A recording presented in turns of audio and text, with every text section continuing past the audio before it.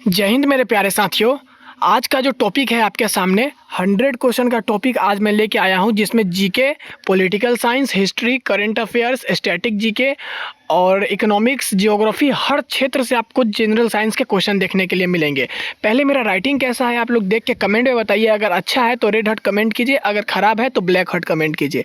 तो मैं बिना किसी बकवास के आपके सामने ये 100 क्वेश्चन लेके आ रहा हूँ और क्या कह रहा हूँ कि आपको याद कर लेना है।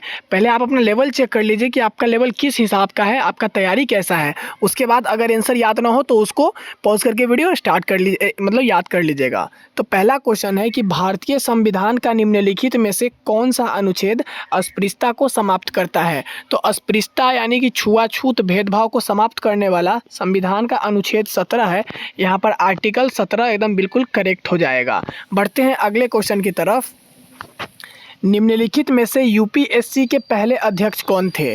तो यूपीएससी के पहले अध्यक्ष यहाँ पर सर रॉस बार्कर बिल्कुल करेक्ट हो जाएगा। ऑप्शन नंबर ए यहाँ पर अपना बिल्कुल करेक्ट हो जाएगा। यूपीएससी के पहले अध्यक्ष सर रॉस बार्कर थे। नेक्स्ट क्वेश्चन, अब तक भारत के सर्वोच्च न्यायालय के कितने न्यायाधीशों को महाभियोग के माध्यम के पद से हटाया गया है। तो सर्वोच्च न्यायालय में यानी कि सुप्रीम कोर्ट में महाभियोग के माध्यम से अभी तक किसी को भी नहीं हटाया गया है। ऑप्शन नंबर डी यहाँ पे बिल्कुल करेक्ट हो जाएगा, इनमें से कोई को नहीं।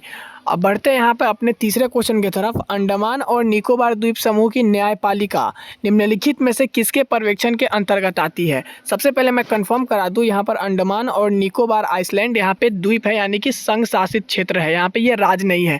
तो अंडमान निकोबार का जो यहाँ पे हाईकोर्ट लगता है वो कोलकाता उच्च न्यायालय है। ऑप्शन नंबर सी अपना बिल्कुल करेक्ट हो जाएगा। बढ़ते हैं नेक्स्ट क्वेश्चन की तरफ। नीति निर्देशक तत्वों और मौलिक अधिकार के बीच टकराव की स्थिति में कौन मान्य होगा। तो नीति निर्देशक तत्व और मौलिक अधिकार अगर इन दोनों में टकराव होती है तो यहाँ पे मौलिक अधिकार मान्य होगा, न कि नीति निर्देशक सिद्धांत। क्योंकि नीति निर्देशक अगर सरकार का मन है तो देगा, नहीं मन है तो नहीं देगा। लेकिन मौलिक अधिकार हर एक व्यक्ति को प्राप्त है जब तक देश में आपातकाल की घोषणा लागू न हो। इसलिए ऑप्शन नंबर ए अपना यहाँ पे बिल्कुल करेक्ट हो जाएगा। भारत के प्रथम मुख्य चुनाव आयुक्त कौन थे। तो सुकुमार सेन यहाँ पे बिल्कुल करेक्ट जवाब हो जाएगा अपना। ऑप्शन नंबर सी राइट है, क्योंकि सुकुमार सेन भारत के प्रथम मुख्य चुनाव आयुक्त थे। Option number C is the right answer. Come to the next point, Bharat के एकल नागरिकता किस देश से ली गई है। तो भारत की एकल नागरिकता ब्रिटेन और कनाडा दोनों से लिया गया है। ऑप्शन में हमें हमेशा सिर्फ ब्रिटेन देखने के लिए मिलता है, लेकिन यहाँ पे ब्रिटेन और कनाडा दोनों आंसर सही हो जाएगा, क्योंकि सिंगल सिटीजन यहाँ पे लिया गया कनाडा से और नागरिकता ब्रिटेन से, मतलब दोनों मिला के यहाँ पर एक और दो बिल्कुल करेक्ट जवाब। ऑप्शन नंबर सी अपना यहाँ पे बिल्कुल करेक्ट हो जाएगा। नेक्स्ट क्वेश्चन है, निम्नलिखित में से कौन सी 8वीं अनुसूची में उल्लिखित आधिकारिक भाषाओं में से एक नहीं है। सबसे पहले मैं यहाँ पे बता दूँ, 8वीं अनुसूची में टोटल 22 भाषाओं को सूचीबद्ध किया गया है, जिसमें संस्कृत शामिल है, कश्मीरी है, नेपाली है। लेकिन फारसी भाषा को 8वीं अनुसूची में शामिल नहीं किया गया है, इसलिए ऑप्शन नंबर ए आपका बिल्कुल करेक्ट हो जाएगा। नेक्स्ट क्वेश्चन है, अनुसूचित क्षेत्रों के संदर्भ में निम्नलिखित में से किसे यह निर्देश देने का अधिकार है कि संसद का कोई अधिनियम अनुसूचित क्षेत्र पर लागू होगा या नहीं। सबसे पहले यहाँ पे समझना होगा कि अगर किसी अनुसूचित क्षेत्र का यहाँ पे बात किया जाए तो अनुसूचित क्षेत्र में निर्देश देने का अधिकार राज्यपाल का होता है, संदर्भित राज्यपाल का। जो वहाँ का राज्य है वहाँ का राज्यपाल का ये कर्तव्य है कि वो अधिनियम लागू होगा या नहीं, उसका अध्यादेश राज्यपाल के द्वारा जारी किया जाएगा। ऑप्शन नंबर अपना बी यहाँ पे बिल्कुल करेक्ट हो जाएगा। नेक्स्ट क्वेश्चन है यहाँ पर, निम्नलिखित में से कौन सा सुझाव देता है कि भारत में संसदीय लोकतंत्र प्रणाली है। तो संसदीय लोकतंत्र प्रणाली, इनमें से कौन सा ऑप्शन बोल रहा है। तो सभी ऑप्शन को पढ़ के देखना पड़ेगा। लोकसभा के सदस्यों जनता द्वारा चुने जाते हैं, लोकसभा के सदस्य जनता द्वारा चुने तो जाते हैं, लेकिन ये संसदीय लोकतंत्र प्रणाली की व्याख्या नहीं है। मंत्रिपरिषद विधानमंडल के प्रति उत्तरदायित्व होते हैं, हाँ ये बिल्कुल सही है। ऑप्शन नंबर बी यहाँ पे अपना बिल्कुल करेक्ट हो जाएगा। मंत्रिपरिषद विधानमंडल के प्रति उत्तरदायी होते हैं, ये संसदीय प्रणाली की व्याख्या है। ऑप्शन नंबर सी बी यहाँ पे बिल्कुल अपना करेक्ट हो जाएगा। अगला क्वेश्चन देखते हैं, निम्नलिखित में से किस देश की संसद का नाम डाइट है। तो डाइट जो है वो यहाँ पे जापान की संसद का नाम हो जाएगा। ऑप्शन नंबर डी अपना बिल्कुल करेक्ट है। अगला क्वेश्चन देखते हैं, भारतीय संविधान का निम्नलिखित में से कौन सा अनुच्छेद अस्पृश्यता को समाप्त करता है? मैंने अभी शुरू में आपको बताया था अस्पृश्यता यानी कि छुआछूत भेदभाव अनुच्छेद 17 है, ये भेदभाव को खत्म करता है। ऑप्शन नंबर सी यहाँ पे बिल्कुल करेक्ट हो जाएगा। नेक्स्ट क्वेश्चन, संविधान संशोधन निम्नलिखित में से किसमें शुरू किया जा सकता है? तो संविधान संशोधन लोकसभा में शुरू किया जा सकता है, राज्यसभा में शुरू किया जा सकता है, लेकिन राज्य विधानसभा में शुरू नहीं किया जा सकता है। ऑप्शन नंबर 1 और 2 बिल्कुल यहाँ पे करेक्ट हो जाएगा। नेक्स्ट क्वेश्चन देखते हैं, निम्नलिखित में से किसे अपशिष्ट विषयों पर कानून बनाने का अधिकार दिया गया है? तो अपशिष्ट विषय पर कानून बनाने का अधिकार केंद्र सरकार के पास है, जबकि राज्य सरकार के पास राज्य सूची पर और अवशिष्ट विषयों पर केंद्र सरकार के पास है। ऑप्शन नंबर बी यहाँ पे अपना करेक्ट जवाब हो जाएगा। 14वां क्वेश्चन, निम्नलिखित में से किस भारतीय राष्ट्रपति ने अपने जीवन काल में यूनेस्को में भारत का प्रतिनिधित्व किया था? यहाँ पर सबसे पहले बता दो अपने लिखा है, तो जीवन काल में यूनेस्को का प्रतिनिधित्व करने वाले डॉक्टर सर्वपल्ली राधाकृष्णन है। ऑप्शन नंबर सी अपना यहाँ पे बिल्कुल करेक्ट जवाब हो जाएगा। डॉक्टर सर्वपल्ली राधाकृष्णन भारत के पहले उप राष्ट्रपति थे और दूसरे राष्ट्रपति थे डॉक्टर सर्वपल्ली राधाकृष्णन, करेक्ट है। तो यहाँ पर मैंने अभी फ़िलहाल आपको कंप्लीट करा दिया है 15 क्वेश्चन। अब यहाँ पे अगला 15 क्वेश्चन देखते हैं आगे। निम्नलिखित में से कौन सा शब्द वेदों की शाखाओं को सीखने और पढ़ाने के स्कूल के लिए प्रयोग किया जाता है? अपना क्वेश्चन अभी यहाँ हिस्ट्री से आ चुका है, तो हिस्ट्री का क्वेश्चन देखते हैं। तो पहला का सीखने और पढ़ाने मतलब स्कूल के लिए यहाँ पे चरण का प्रयोग किया जाता है। ऑप्शन नंबर बी यहाँ पे बिल्कुल करेक्ट हो जाएगा। नेक्स्ट क्वेश्चन, निम्नलिखित में से कौन 23वें जैन तीर्थंकर थे? तो पहले यहाँ पे आपका ऋषभ देव हो जाएगा और 23वें पार्श्वनाथ हो जाएगा, जबकि 24वें महावीर स्वामी हैं।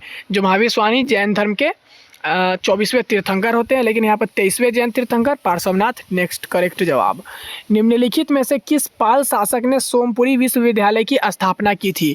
तो सोमपुरी विश्वविद्यालय की स्थापना धर्मपाल शासक ने की थी। ऑप्शन नंबर सी अपना यहाँ पे बिल्कुल करेक्ट हो जाएगा। नेक्स्ट क्वेश्चन, वर्धमान महावीर का जन्म किस वर्ष हुआ था? तो महावीर का जन्म जो हुआ था वो 540 ईसा पूर्व में हुआ था, जबकि गौतम बुद्ध का जन्म 563 में हुआ था, 563 ईसा पूर्व में हुआ था। महावीर के बचपन का नाम वर्धमान था। यहाँ पे ऑप्शन नंबर यहाँ अपना जो क्वेश्चन पूछा है जन्म महावीर का, ऑप्शन नंबर बी बिल्कुल करेक्ट हो जाएगा। नेक्स्ट क्वेश्चन, निम्नलिखित में से किसे भारतीय प्रागैतिहासिक काल का जनक कहा जाता है? तो प्रागैतिहासिक काल का जनक भारत का, याद रहे, भारतीय प्रागैतिहासिक काल का जनक रॉबर्ट ब्रूस फुटे को कहा जाता है। ऑप्शन नंबर ए अपना बिल्कुल करेक्ट हो जाएगा।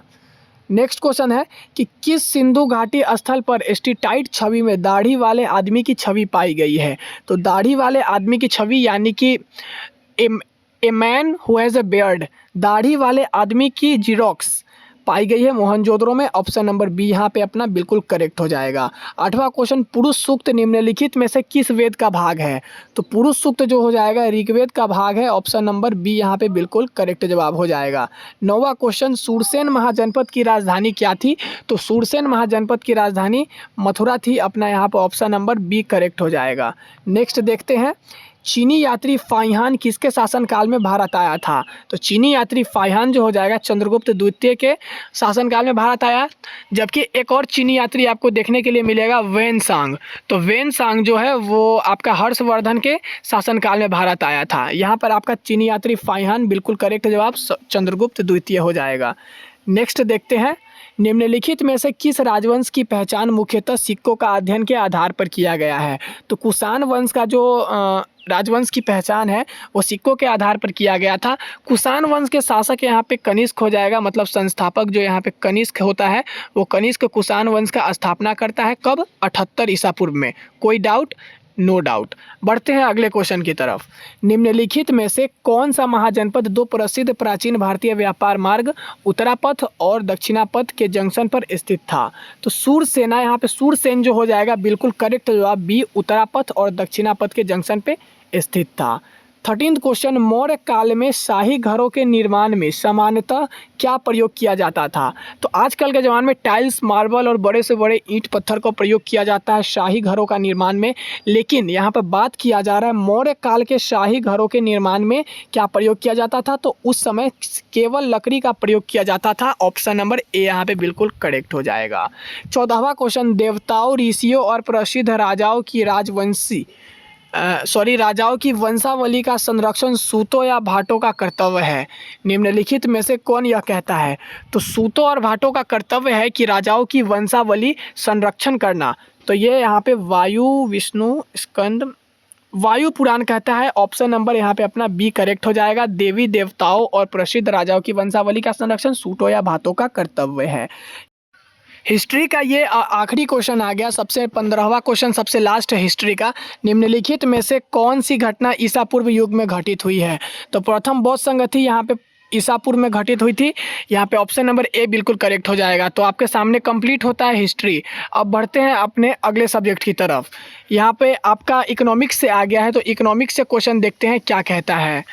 तो पहला क्वेश्चन है, निम्नलिखित में से किसे राष्ट्रीय आय के संदर्भ में गतिविधि के स्तर का मुख्य निर्धारक माना जाता है? तो यहाँ पे ऑप्शन नंबर यहाँ पे बिल्कुल करेक्ट हो जाएगा। ऑप्शन नंबर बी प्राप्त निवेश कारक माना जाता है मुख्य निर्धारक का। नेक्स्ट क्वेश्चन देखते हैं, एक वर्ष में किसी देश के निवासियों और शेष विश्व के बीच संपन्न सभी आर्थिक लेन देन का व्यवस्थित रिकॉर्ड क्या कहलाता है? तो उसे बैलेंस ऑफ पेमेंट कहते हैं, मतलब भुगतान का संतुलन। ऑप्शन नंबर बी बिल्कुल करेक्ट हो जाएगा यहाँ पे। तीसरा क्वेश्चन है, जो संपूर्ण विश्व समुदाय, चाहे वह एक राष्ट्र हो, एक क्षेत्र हो या संपूर्ण विश्व हो, उसकी अर्थव्यवस्था के प्रदर्शन, संरचना और व्यवहार से संबंधित है। तो कौन सा संबंधित है? यहाँ पे संपूर्ण विश्व की चर्चा की गई है। तो सूक्ष्म तो होगा नहीं, समष्टि होगा, यानी कि macroeconomics. Option number C यहाँ पे अपना बिल्कुल करेक्ट जवाब है। फोर्थ क्वेश्चन, निम्नलिखित में से कौन अमीरों की तुलना में गरीबों पर अधिक बोझ डालता है? कहने का मतलब संसाधनों की सापेक्ष अधिक बोझ डालता है। तो यहाँ पे प्रतिगामी कर हो जाएगा। ऑप्शन नंबर बी बिल्कुल यहाँ पे करेक्ट हो जाएगा।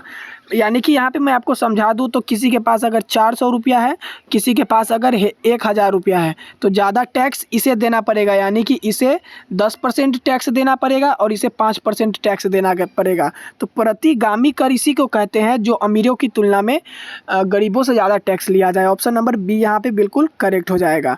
बढ़े अपने अगले क्वेश्चन की तरफ।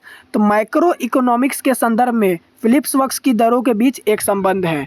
तो मैक्रो इकोनॉमिक्स यानी कि जो बात करता है पूरे अर्थव्यवस्था की, उसके संदर्भ में फिलिप्स वक्स क्या दर्शाता है? तो फिलिप्स वक्स दर्शाता है बेरोजगारी और मुद्रास्फीति, यानी कि ऑप्शन नंबर बी यहाँ पे अपना बिल्कुल करेक्ट जवाब हो जाएगा। क्वेश्चन नंबर 6, निम्नलिखित में से किसका प्रयोग बहुत अधिक धन के पीछे बहुत कम सामान की स्थिति के लिए किया जाता है? तो यहाँ पे बहुत अधिक धन प्रयोग करके बहुत कम सामान मिले, उसे क्या कहा जाता है? तो बिल्कुल करेक्ट जवाब ऑप्शन नंबर ए हो जाएगा, क्योंकि मांग जब बढ़ती है ना, मतलब किसी वस्तु का अगर मांग बढ़ता है तो उसकी मूल्य भी बढ़ जाती है। तो बढ़े हुए कीमत को जब हम खरीदेंगे किसी सामान को, तो उसे ही कहेंगे बहुत अधिक धन के पीछे बहुत कम सामान। यानी कि सामान तो उतना ही मिलेगा। मान लीजिए 3 सामान है, कभी इसकी कीमत 50 रुपये है, लेकिन यही 3 सामान का अगर डिमांड बढ़ जाता है तो यहाँ पर इसकी कीमत 70 रुपये हो जाएगी। तो अधिक धन खर्च करके कम मूल्य, यानी कि उतना ही मूल्य मिलेगा। ऑप्शन नंबर यहाँ पे ए बिल्कुल करेक्ट जवाब है। 7वां क्वेश्चन, निम्नलिखित में से कौन भूमि संसाधनों के अंतर्गत नहीं आता है? तो भूमि संसाधनों के अंतर्गत यहाँ पे भूमि की उर्वरता आता है, भूमि का स्थान आता है, भूमि का संरचना आता है। यहाँ पे ऑप्शन नंबर डी बिल्कुल करेक्ट हो जाएगा, उपयुक्त सभी भूमि संसाधन है। अब 8वां क्वेश्चन, एकाधिकारी अपने लाभ को अधिकतम करने में सक्षम होगा जब उसका उत्पादन अधिक होगा, वह अधिक कीमत वसूलता है, उसकी औसत लागत न्यूनतम है, उसकी सीमांत लागत सीमांत राजस्व के बराबर है। यहाँ पे ऑप्शन नंबर डी बिल्कुल करेक्ट हो जाएगा, उसकी सीमांत लागत राजस्व के बराबर है। नेक्स्ट क्वेश्चन, निम्नलिखित में से कौन सी वस्तु अन्य की अपेक्षा सबसे अधिक आय मांगलोच द्वारा अभिलक्षित है? तो यहाँ पे ऑप्शन दूध नहीं होगा, धान नहीं होगा, तंबाकू नहीं होगा, कार हो जाएगा बिल्कुल करेक्ट जवाब। आप इसे समझने की अगर कोशिश करें तो यहाँ लिखा हुआ है कौन सी वस्तु अन्य की अपेक्षा सबसे अधिक आय मांगलोच द्वारा अभिलक्षित है। तो कार यहाँ पे बिल्कुल करेक्ट हो जाएगा, क्योंकि ये सब सस्ते सामान है, ये थोड़ा महंगा है, तो इसमें आय मांग थोड़ा लोच बढ़ता है। निम्नलिखित में से कौन सा आर्थिक विकास का संकेत नहीं है? तो यहाँ पे पहले ऑप्शन पढ़ना पड़ेगा। उद्योग के पक्ष में सकल घरेलू उत्पाद की संरचना में परिवर्तन, प्राथमिक क्षेत्र से सकल घरेलू उत्पाद का बड़ा हिस्सा आना, बड़ा पूंजी प्रवाह, और यहाँ पे लास्ट है अर्थव्यवस्था में संस्थागत परिवर्तन। ऑप्शन नंबर यहाँ पे कौन सा करेक्ट हो जाएगा? डी बिल्कुल करेक्ट हो जाएगा, क्योंकि अर्थव्यवस्था में अगर परिवर्तन आता है तो परिवर्तन के कारण आर्थिक विकास का संकेत नहीं दिखेगा। नेक्स्ट क्वेश्चन, निम्नलिखित में से किसे लॉरेंस वक्र द्वारा दर्शाया जाता है? तो लॉरेंस वक्र द्वारा आय वितरण को दर्शाया जाता है। लॉरेंस वक्र आय वितरण को दर्शाता है। ऑप्शन नंबर बी यहाँ पे अपना बिल्कुल करेक्ट जवाब हो जाएगा। नेक्स्ट क्वेश्चन, किसी देश की प्रति व्यक्ति आय, राष्ट्रीय आय को निम्नलिखित में से किससे विभाजित करके प्राप्त किया जाता है? तो देश की कुल जनसंख्या को प्राप्त करके यहाँ पे प्रति व्यक्ति आय निकाला जाता है। निम्नलिखित में से कौन सा मंत्रालय भारत में सकल घरेलू उत्पाद की गणना के लिए जिम्मेदार है? तो सकल घरेलू उत्पाद की गणना यहाँ पे जीडीपी, केंद्रीय सांख्यिकी और कार्यक्रम कार्यान्वयन मंत्रालय यानी कि नेशनल स्टैटिस्टिकल ऑफिस की तरफ से यहाँ पे जारी किया जाता है। ऑप्शन नंबर सी यहाँ पे बिल्कुल करेक्ट हो जाएगा। 14th क्वेश्चन, निम्नलिखित में से कौन सी गतिविधि आपूर्ति वक्र के अनुदिश होती है? तो वक्र के अनुदिश यहाँ पे क्या होती है? तो दोस्तों ये क्वेश्चन थोड़ा सा कंफ्यूजिंग है, ये मुझे समझ में नहीं आ रहा है। ये क्वेश्चन को कभी सॉल्व करेंगे, बाद में लास्ट में मैं बता दूंगा। चलिए 15th क्वेश्चन देखते हैं। वितरण के आधार पर संसाधनों को निम्नलिखित में से किसमें वर्गीकृत किया जा सकता है? तो यहाँ पे वर्गीकृत केवल एवं वास्तविक संसाधन के आधार पर किया जाता है। ऑप्शन नंबर सी बिल्कुल करेक्ट हो जाएगा। यहाँ पे 15 क्वेश्चन इकोनॉमिक्स से कंप्लीट होते हैं। उधर आपका पॉलिटिकल साइंस हिस्ट्री कंप्लीट हो गया और यहाँ पर मैंने अभी आपको इकोनॉमिक्स भी कंप्लीट करा दिया। यहाँ पर अब जो अगला सब्जेक्ट आने वाला है वो आपको जियोग्राफी से क्वेश्चन रहेगा। तो जियोग्राफी का पहला क्वेश्चन कहता है भारत के निम्नलिखित में से किस राज्य में चिड़िया लौ अयस्क खान परिस्थित है? तो यहाँ पर चिड़िया लौ अयस्क खान जो हो जाएगा, लौ अयस्क खान, वो छत्तीसगढ़ में स्थित है। ऑप्शन नंबर बी यहाँ पे अपना बिल्कुल करेक्ट हो जाएगा। बढ़ते हैं अगले क्वेश्चन की तरफ। तो अगला क्वेश्चन अपना कहता है मंगल शब्द का प्रयोग निम्नलिखित में से किस प्रकार की वनस्पति के लिए किया जाता है? तो मंगल शब्द का प्रयोग यहाँ पे मंगल शब्द का जो प्रयोग किया जाता है जलीय पौधों के लिए किया जाता है। ऑप्शन नंबर ए यहाँ पे अपना बिल्कुल करेक्ट आंसर हो जाएगा। बढ़ते हैं अगले क्वेश्चन की तरफ। तो अगला क्वेश्चन है निम्नलिखित में से किस राज्य या केंद्र शासित प्रदेश में बनिहाल दर्रा स्थित है? तो बनिहाल दर्रा जो हो जाएगा वो अपना हिमाचल प्रदेश में स्थित है। ऑप्शन नंबर बी यहाँ पे अपना बिल्कुल करेक्ट आंसर हो जाएगा। क्वेश्चन नंबर 4, हिमालय में श्रीनगर और लेह के बीच राष्ट्रीय राजमार्ग 1 इनमें से किस दर्रे से होकर गुजरता है? तो राष्ट्रीय राजमार्ग 1 और जो है लेह और श्रीनगर और लेह के बीच जो राष्ट्रीय राजमार्ग 1 चलता है वो यहाँ पे चांगला दर्रा से होकर गुजरता है। अपना ऑप्शन नंबर यहाँ पे सी करेक्ट हो जाएगा। नेक्स्ट क्वेश्चन, भारत में पश्चिमी घाट की सबसे ऊंची चोटी, दक्षिणी भारत का सबसे ऊंचा बिंदु तथा हिमालय काराकोरम प्रणाली के बाहर भारत का सबसे ऊंचा बिंदु डैश है। तो यहाँ पे बताना है कि ये जो मैंने अभी सेंटेंस पढ़ा कि पश्चिमी घाट की सबसे ऊंची चोटी, दक्षिणी भारत का सबसे ऊंचा बिंदु तथा हिमालय काराकोरम प्रणाली के बाहर का सबसे ऊंचा बिंदु कौन है? तो यहाँ पर अगस्त्य माला केरल बिल्कुल करेक्ट जवाब हो जाएगा। यहाँ पे ऑप्शन नंबर सी यहाँ पे अपना बिल्कुल सही जवाब है। बढ़ते हैं अगले क्वेश्चन की तरफ। तो भारत में निम्नलिखित में से किस घाट की औसतन चौड़ाई अधिक है? तो पूर्वी घाट नहीं है, पश्चिमी घाट, दोनों लगभग समान चौड़ाई। यहाँ पर ऑप्शन नंबर डी बिल्कुल करेक्ट होना चाहिए, क्योंकि ऐसा कोई घाट नहीं है जिसकी औसतन चौड़ाई अधिक है। तो ऑप्शन नंबर डी यहाँ पे अगला सही हो जाएगा। नेक्स्ट क्वेश्चन, निम्नलिखित में से कौन सी नदी तिब्बत में यार्लुंग तांसपो के नाम से जानी जाती है? तो यार्लुंग तांसपो के नाम से ब्रह्मपुत्र को जानी जाती है। अपना ब्रह्मपुत्र नदी को तिब्बत में यानी कि चीन में यार्लुंग तांगफू के नाम से जानी जाती है। ऑप्शन नंबर डी यहाँ पे अपना बिल्कुल करेक्ट हो जाएगा। अगला क्वेश्चन देखते हैं। रंगीत बांध सिक्किम में तीस्ता नदी के किस सहायक नदी पर बनाया गया है?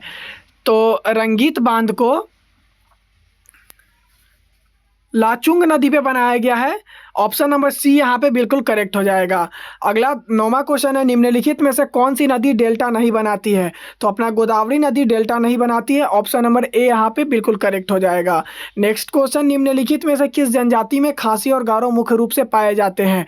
तो यहाँ पे ऑप्शन सी करेक्ट है, लेकिन मुझे लगता है मेघालय यहाँ पे करेक्ट होना चाहिए। ऑप्शन अब आप कमेंट में बताइए 10 का कौन सही है। चलिए बढ़ते हैं अगले क्वेश्चन की तरफ। आंध्र प्रदेश स्थित तुमलापल्ली विश्व में किस निरपेक्ष के लिए प्रसिद्ध है? तो तुमलापल्ली जो हो जाएगा यहाँ पर यूरेनियम भंडार के लिए प्रसिद्ध है। अपना ऑप्शन नंबर बी बिल्कुल करेक्ट होना चाहिए। 12वां क्वेश्चन है, अंडमान और निकोबार द्वीप समूह की सबसे ऊंची चोटी कौन सी है? तो यहाँ पर अंडमान और निकोबार द्वीप समूह की सबसे ऊंची चोटी सैंडल पीक हो जाएगी। ऑप्शन नंबर सी यहाँ पे अपना बिल्कुल करेक्ट आंसर है।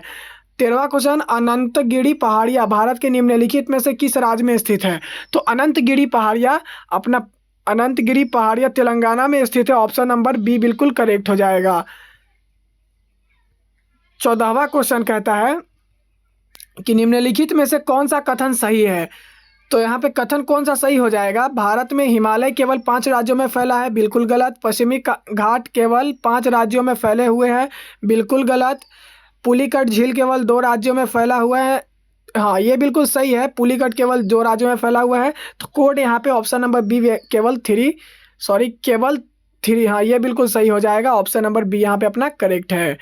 15वां और लास्ट क्वेश्चन आपका आ जाएगा ज्योग्राफी का। निम्नलिखित में से कौन पश्चिमी तटीय मैदान का हिस्सा है। तो पश्चिमी तटीय मैदान का कोंकण, कनाडा और मालाबार, कोरोमंडल नहीं है। 1 और 2 और 3 ये बिल्कुल सही जवाब हो जाएगा। ऑप्शन नंबर बी अपना बिल्कुल करेक्ट है। यहाँ पर ए बी और सी मतलब ऑप्शन नंबर बी अपना बिल्कुल करेक्ट हो जाएगा। तो यहाँ पर आपका कंप्लीट होता है जियोग्राफी का 15 क्वेश्चन। तो अब आगे बढ़ते हैं, यहाँ पर जीके से आपके क्वेश्चन आएगा। तो जीके से आपको देखते हैं कितना क्वेश्चन है। भारत के राष्ट्रपिता के रूप में किसे जाना जाता है। सबसे आसान क्वेश्चन और हलवा क्वेश्चन।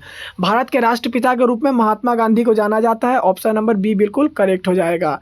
नेक्स्ट क्वेश्चन क्या कहता है, जापान की राजधानी क्या है। तो जापान की राजधानी टोक्यो हो जाएगा। बहुत सारे बच्चे यहाँ पर क्योटो में कंफ्यूज हो जाते हैं, तो क्योटो को आपको नहीं मारना है, क्योटो गलत है, टोक्यो बिल्कुल सही होगा। ऑप्शन नंबर सी अपना यहाँ पे बिल्कुल करेक्ट है।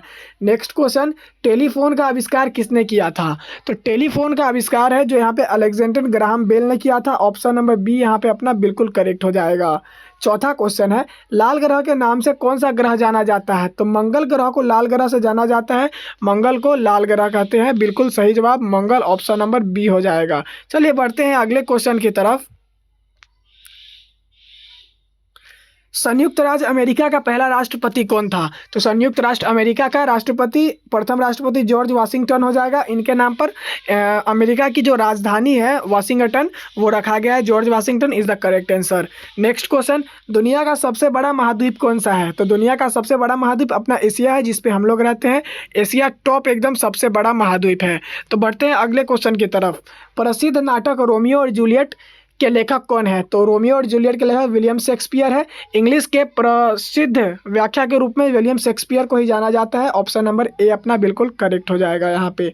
नेक्स्ट क्वेश्चन है कि भारत का राष्ट्रीय फूल क्या है। तो भारत का राष्ट्रीय फूल अपना गुलाब हो जाएगा। ऑप्शन नंबर कमल हो जाएगा। बी बिल्कुल करेक्ट होना चाहिए।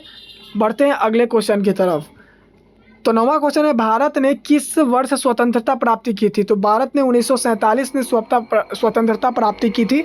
Option number B is the correct answer. Come to the next point, दुनिया की सबसे लंबी नदी कौन सी है। तो दुनिया की सबसे लंबी नदी यहाँ पे नील हो जाएगी। और बात करें अपने भारत की, तो भारत की सबसे लंबी नदी ब्रह्मपुत्र हो जाएगी। बढ़ते हैं अगले क्वेश्चन में। तो राइजिंग सन की भूमि किसे कहा जाता है। राइजिंग सन की भूमि यहाँ पे जापान को कहा जाता है। ऑप्शन नंबर सी बिल्कुल करेक्ट होना चाहिए। बढ़ते हैं अगले क्वेश्चन की तरफ। तो सबसे छोटा महाद्वीप कौन सा है। सबसे छोटा महाद्वीप यहाँ पे ऑस्ट्रेलिया है, ऑस्ट्रेलिया। मैं आपको थोड़ा स्पीड में क्वेश्चन करा रहा हूँ क्योंकि 100 क्वेश्चन कंप्लीट कराना है, टाइम बहुत ज़्यादा हो जाएगा। रिवाइज करते करते सभी क्वेश्चन कंप्लीट होना चाहिए। मोनालिसा की पेंटिंग किसने बनाई थी। तो मोनालिसा की पेंटिंग लियोनार्डो दा विंची ने बनाई थी। Option number B is the correct answer.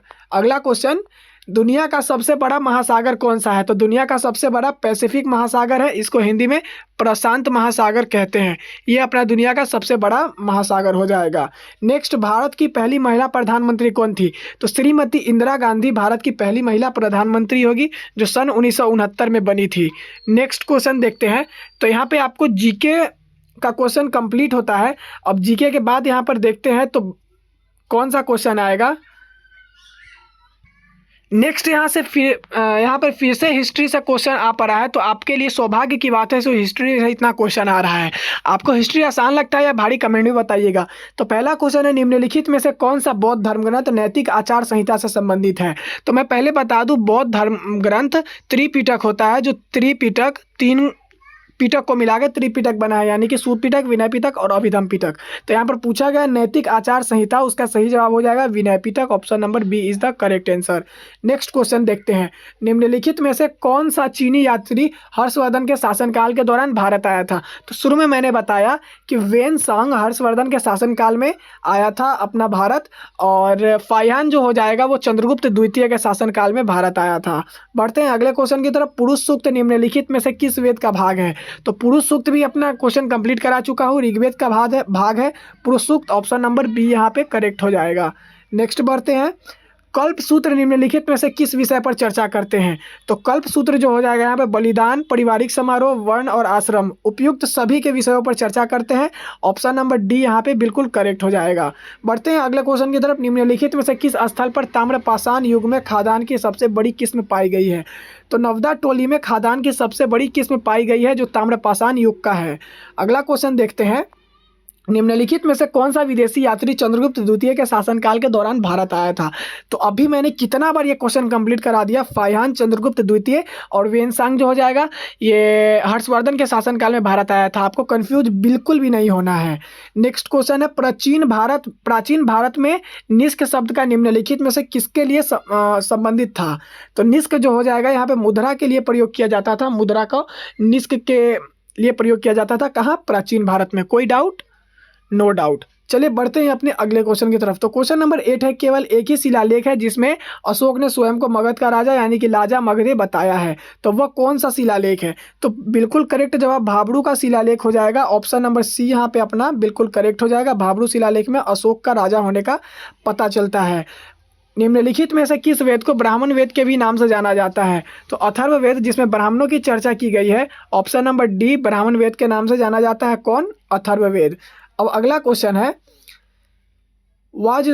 Vajasaneyi निम्नलिखित में से किस वेद से संबंधित है? तो वाजसनेय जो हो जाएगा यजुर्वेद से संबंधित है, क्योंकि वाजसनेय कर्म क्रिया कांड है। ऑप्शन नंबर सी यहाँ पे बिल्कुल करेक्ट हो जाएगा।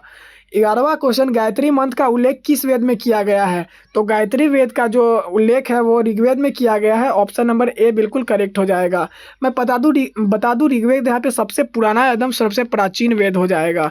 12वां क्वेश्चन है, महाभारत में निम्नलिखित में से किस पात्र का नाम पार्थ था? तो महाभारत में अर्जुन का नाम पार्थ था। Option number A will be the correct answer. अब अगला 13वां क्वेश्चन देखें तो 13वां क्वेश्चन कहेगा कि निम्नलिखित में से कौन सा वज्रासन के लिए सबसे उपयुक्त है? 13वां क्वेश्चन है यहाँ पर, निम्नलिखित में से कौन सा वज्रासन के लिए सबसे उपयुक्त है? तो वज्रासन का अर्थ जो होता है अथकुल के एक कुल की राजधानी वज्रासन है। ऑप्शन नंबर यहाँ अपना सी करेक्ट हो जाएगा। ऋग्वेद संहिता अपने 1/4 सूक्तों को किस प्रकार दर्शाता है? तो इस प्रकार दर्शाता है इंद्र के हिसाब से, यानी कि जो ऋग्वेद संहिता है वो इंद्र के हिसाब से 4 भागों में बटा हुआ है। सिंधु घाटी सभ्यता के निम्नलिखित स्थलों में से कौन सा पाकिस्तान के लड़काना जिले में सिंधु के तट पर स्थित है? तो अपना मोहनजोदड़ो जो है वो सिंधु के तट पर लड़काना जिले यानी कि पाकिस्तान में स्थित है। ऑप्शन नंबर यहाँ पे बी बिल्कुल करेक्ट हो जाएगा। तो हो गया अपना टोटल 100 क्वेश्चन कंप्लीट। यहाँ पे मैंने हिस्ट्री से 30 क्वेश्चन और बाकी अलग अलग से 15-15 क्वेश्चन करके, इकोनॉमिक्स से 15, जियोग्राफी से 15, यहाँ पर आ जाएगा आपको करंट अफेयर से, और 15 जीके से। मैंने मतलब हर जगह से टोटल मिला के आपको 100 क्वेश्चन कंप्लीट करा दिए। तो अगर कुछ भी फ़ायदा हुआ होगा आपको तो चैनल को सब्सक्राइब कर लीजिएगा। अगर आप किसी कॉम्पिटिटिव एग्जाम की तैयारी करते हो ना तो आप मेरे चैनल को सब्सक्राइब कर लीजिए, हम आपकी तैयारी को बेहतर बना देंगे। तो मिलेंगे किसी नए वीडियो में, गलती हुई होगी तो माफ़ कीजिएगा। जय हिंद साथियों।